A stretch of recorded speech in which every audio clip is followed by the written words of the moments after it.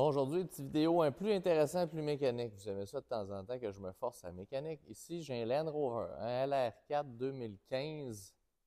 Oui, malheureusement, c'est le mien. Et ce qu'on fait, c'est que on a un problème de break à bras. Dans ce temps-là, les lumières allument de partout en dedans. Je t'explique pourquoi. C'est assez simple. Diagnostic, quand je dis qu'il est simple, il est simple, pas simple, c'est parce qu'il y a des cas vécus beaucoup. Land Rover et Jaguar ont le même problème. Conception faite par quelqu'un qui ne devrait pas faire travailler sur de l'ingénierie automobile. C'est qu'on a pris le pire des deux mondes pour les a mis ensemble. Je t'explique. Il y a du frein à main électronique, il y a du frein à main manuel. Ils ont fait des freins à main manuels traditionnels, puis ils ont rajouté un moteur électronique pour tirer sur des câbles manuels. Fait que là, c'est pour ça qu'à l'intérieur des disques, ici, il faut enlever le kit de petits sabots qui est à l'intérieur des disques pour aller repasser un système traditionnel qui marche avec des câbles à l'ancienne. Je vais vous montrer le kit ici, qui est tout simplement le vieux kit. Ça prend plusieurs heures à aller changer ça, là.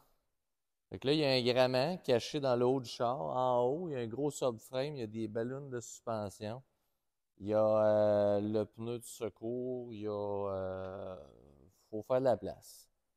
Fait que là, on est là-dessus. Puis comme je vous dis, c'est un gros gréement électronique avec une prise, puis tout ça.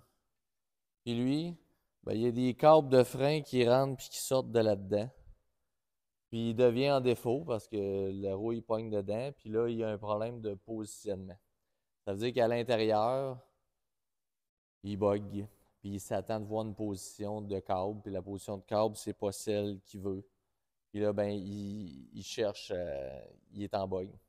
Puis c'est pas, comme je vous dis, un auto récente que vous faites ça, puis vous faites mal votre système de frein, puis vous n'auriez pas fait l'ajustement comme il faut, vous pourriez avoir des codes d'ajustement.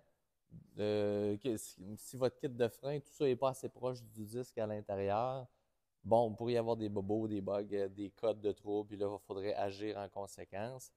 Ce système-là est présent aussi chez Porsche. Comme je vous dis, Jaguar aussi. Jaguar et Land Rover, le même système.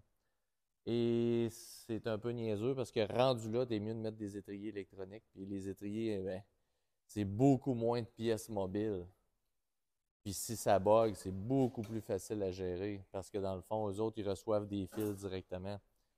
Fait que c'est quand même spécial. Tu sais, regarde, quand vous voyez, quand je vous dis que c'est traditionnel mélangé, le kit de frein intérieur, mais après ça, on remet le disque et le disque, il se réinstalle avec un étrier qui, lui, comme vous voyez, c'est rouillé pas mal, là. Cet étrier-là, ben, comme vous voyez, c'est une fonction, c'est un étrier régulier sans ajout électronique parce que le gros kit est au centre. Donc, c'est ça, c'est une mode. C'est une mode. Je sais pas si on a encore ça en 2025. Là. Mais tout ça pour dire que, bon, quand ça arrive, c'est plate, c'est beaucoup d'ouvrage. Il faut aller chercher ça. Fait que c'est un 5-6 heures d'amusement parce qu'il y a de la rouille toujours. C'est jamais sur un auto neuve. Fait que vos commentaires, voir si vous trouvez ça impressionnant comme système. Si vous étiez ingénieur, est-ce que c'est ça que vous feriez? Salut, bye.